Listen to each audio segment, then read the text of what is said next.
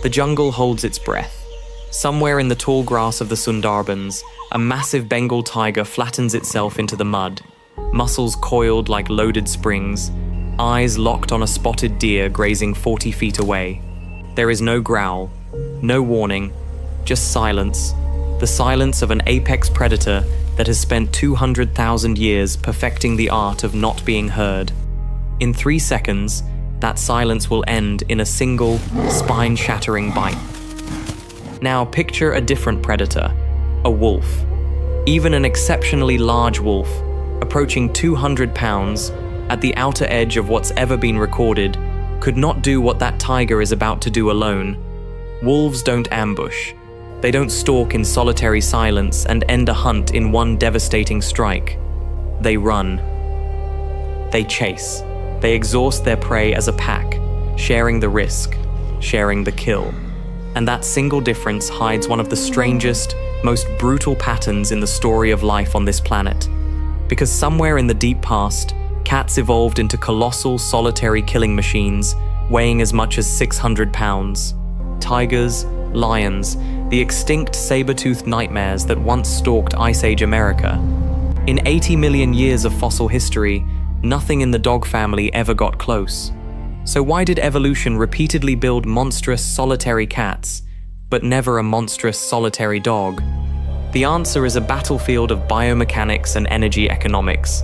And there's one ancient contender that came closer than anything else in history, before nature shut the door on it for good. To understand this mystery, you first have to understand just how far cats pushed the upper limits of predator size. The Siberian tiger, the largest cat alive today, can weigh up to 660 pounds, heavier than a grand piano, and can bring down prey 3 times its own body weight. But that's nothing compared to what came before.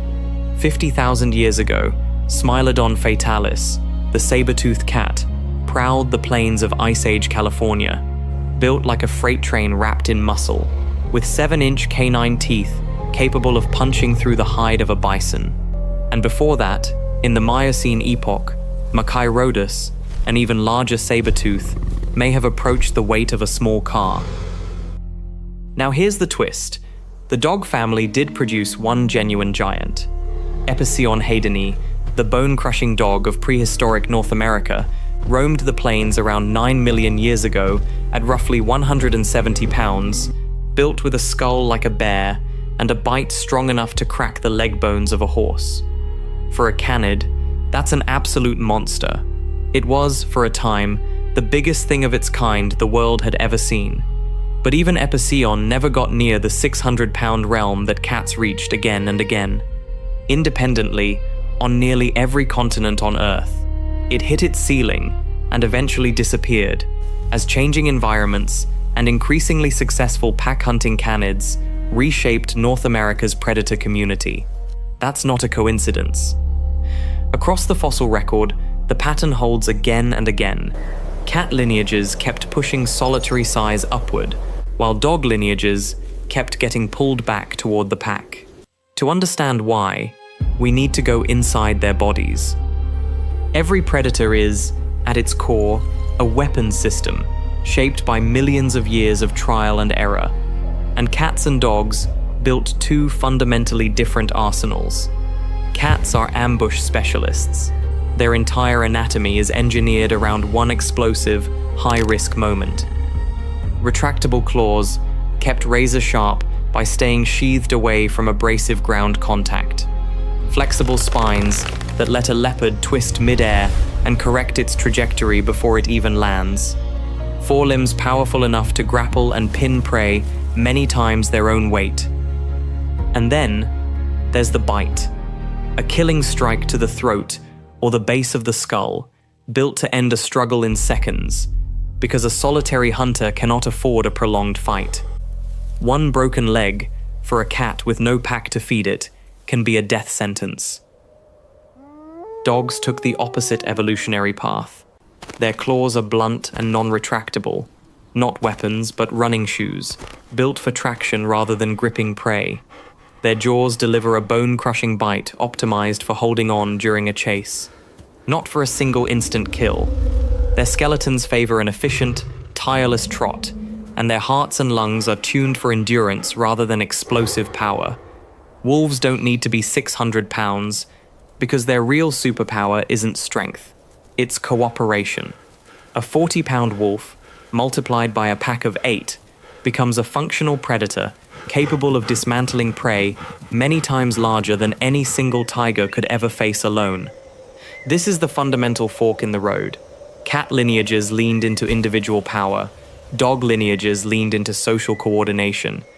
It isn't the only factor separating the two families. Diet, climate, and available prey all played their part too. But it's one of the clearest, and it's the one written most plainly into their skeletons.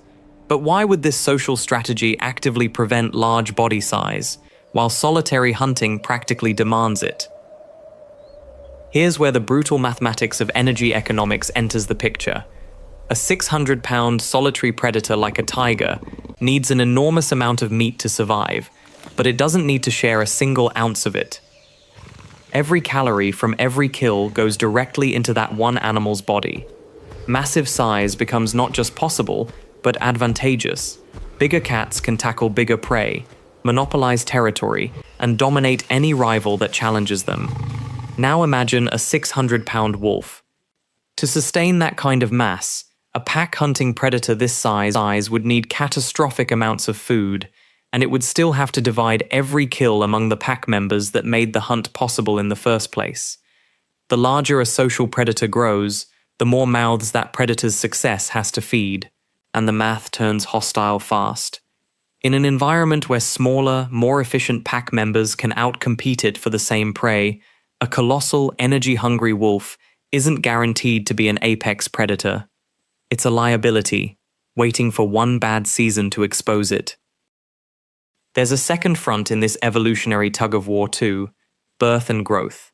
Solitary ambush predators like cats can afford slow, resource-heavy reproduction, investing enormous energy into fewer, larger, more powerful offspring. Pack hunters like wolves gain their edge through numbers, more pups, faster maturity, a labor force built for teamwork rather than individual size. Investing in an extremely large body and maintaining a large social group place very different demands on energy and reproduction, which is likely why the two strategies rarely get favored together. So when a truly enormous solitary hunter and a cooperative pack hunter compete for the same resources, it isn't a fair fight of strength versus strength. It's raw power against relentless efficiency.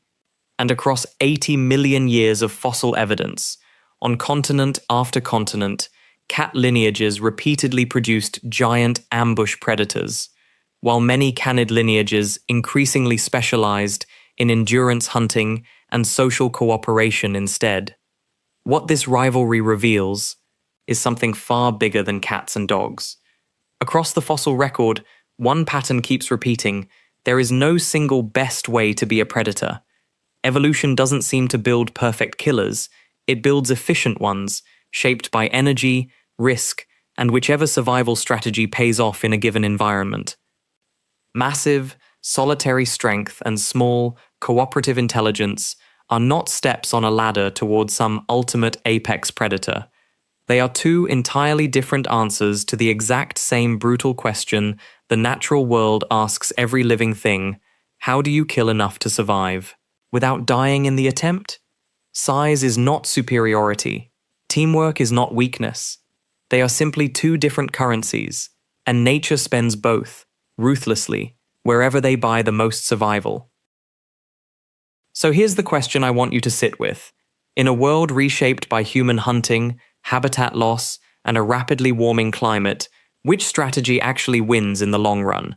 The lone 600-pound tiger, or the coordinated wolf pack?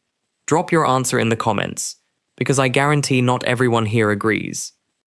If this deep dive into the brutal architecture of apex predators pulled you in, make sure you like this video, subscribe, and hit that notification bell so you never miss the next investigation, as we continue decoding the brutal, beautiful mysteries of the natural world. Until next time.